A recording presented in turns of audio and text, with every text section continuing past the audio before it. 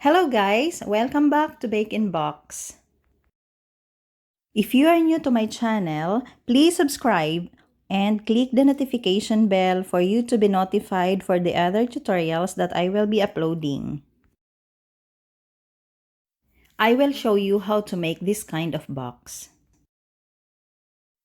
Guys, this box is good for 6 pieces cupcake with a high topper. The usual box, if you can purchase outside, is 3 inches high. But if you have a high topper for your cupcake, then you can customize the size, especially the height of your box. And this video will show you how to do it. So please watch until the end because everything will be tackled here.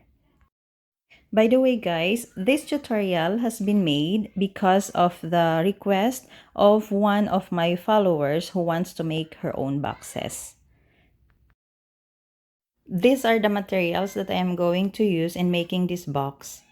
And the dimension of the box is 6 inches by 9 inches by 3 inches. With this size of the box, we need to use 17 inches by 21.6 inches board. And the board that I am using now is 450 GSM box board. We also need a cutting mat. I'm using this ruler and pencil for measuring. And this big scissor for cutting the straight lines. And also I used a small scissor for curved lines and corners. I have a separate scissor for cutting the double-sided tape. Then this big cutter I used for cutting the unnecessary portion. This ruler and small cutter, I used this for scoring. And this metal ruler is being used together with the cutter for cutting the unnecessary portion I told a while ago. And also I'm using the puncher for making a hole. And the last one is the plastic cover I used for the window. This is just an ordinary plastic cover used for the books. And now let us start making this box. First thing is we have to measure the size or the height of the box. You have to start measuring from the edge of the box and mark on the 4 inches. Then the width of the box is 6 inches. Mark it there also. And then another 4 inches. Then for the cover, you have to measure 6.1 inches. You have to put an allowance because you're going to fold it. And during folding, it might be shorter. Then the last is 1.5 inches for the flip of the cover. And do the same measurements for the other side of the box. So it will be 4 inches, 6 inches, another 4 inches, then the 6.1 inches and 1.5 inches. You can now connect all the markings and form a straight line. This will be a guide later in forming the box.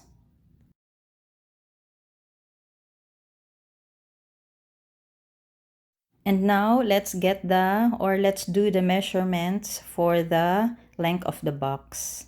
So you have to measure also from the edge of the box or of the board 4 inches, then the 9 inches and 4 inches.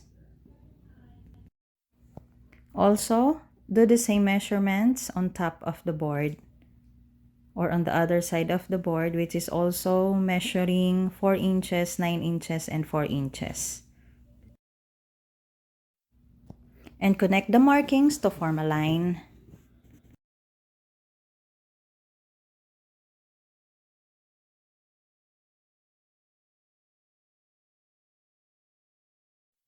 Then put the board facing upward. And on the squares at the bottom or on the lower part of the board, we have to get the center. So that measures 4 inches. So the middle or the center is 2 inches. You have to mark it there. And then you form a line. And vertically, you have also to measure or get the center and connect it to the corner of the square. Then do the same on the other part. The center of that one is 2 inches. Mark it and form a line. And then vertically, you also have to get 2 inches and connect it to the corner. That's it. And now you have to do the same for the squares on the middle of the board. And the way of measuring is the same to the one you did a while ago. Just get the center and connect it to the corner. But this time, you will connect it to the lower corner. Okay, that's it. Do the same on the other side. Get the center horizontally and get the center vertically, and then connect it to the lower corner. Okay, so this is the layout. And now we are going to make a line here. We are going to cut it later so we can insert the lock of the box. I will show you that later. But this time, you have to measure from this point. You have to measure 2 inches. Mark it there. And then on the lower line, you have to also measure 2 inches and connect the markings. So that will be the lines. We will cut that later. Do the same on the other side of the board. Always measure 2 inches from the line above and from the line below. Then let's proceed to the cover of the box. From that line, you have also to measure 2 inches. That is the middle or the center. And then measure another 2 inches vertically and put a marking. And from the lower line here, you have to measure 2 inches also and connect it to the lower corner. Then on the right side corner, and from this point, connect it to the upper corner, this corner. Yeah, and put a straight line. That's it. Do the same on the other side.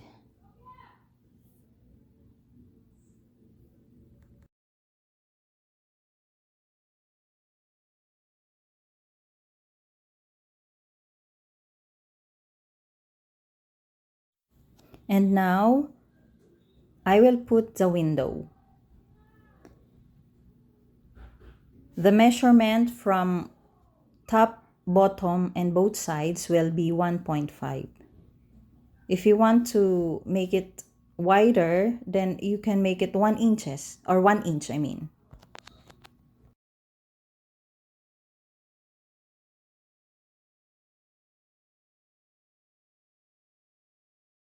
So this is it, and we are going to cut this out later.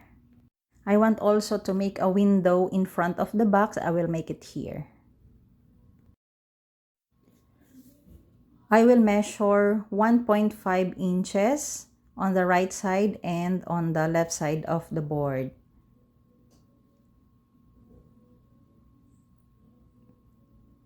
But on top, I will just measure 1 inch.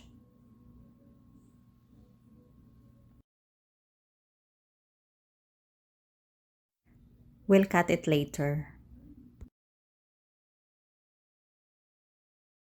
So this is now the final layout of our box. And we are now going to format. We will cut the unnecessary portions. Just watch.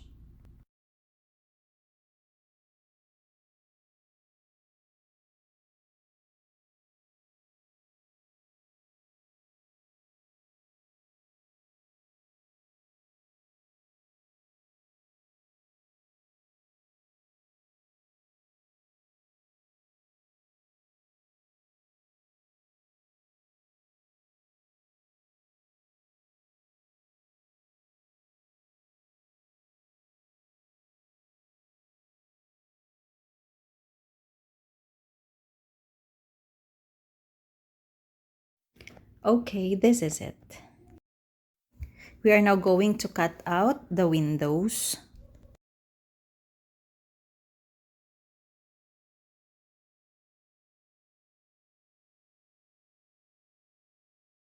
Next is we have to score. Just follow the line, the vertical line. I'm using the cutter, the other side, the one that is not sharp.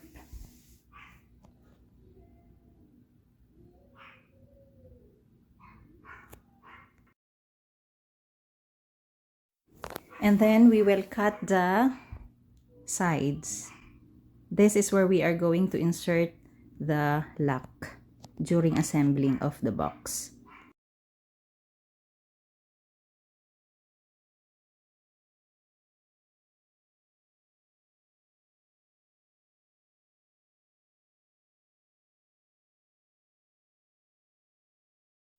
Now I'm going to put the double-sided tape on the windows for the plastic cover.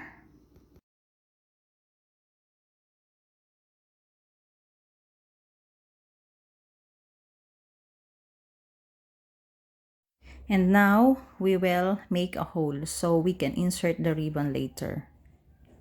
I'm using the puncher. We have to get the center first of the length of the box so it is proportioned. Just measure and get the center.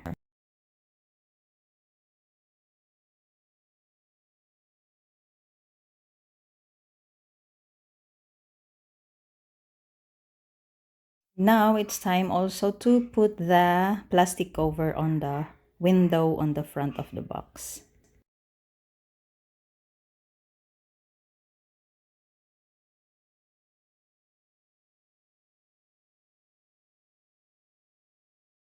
Okay, this is it. We're done. And for the cupcake insert or the cupcake stand that we used to put inside, I already have a video tutorial and you can watch from this link.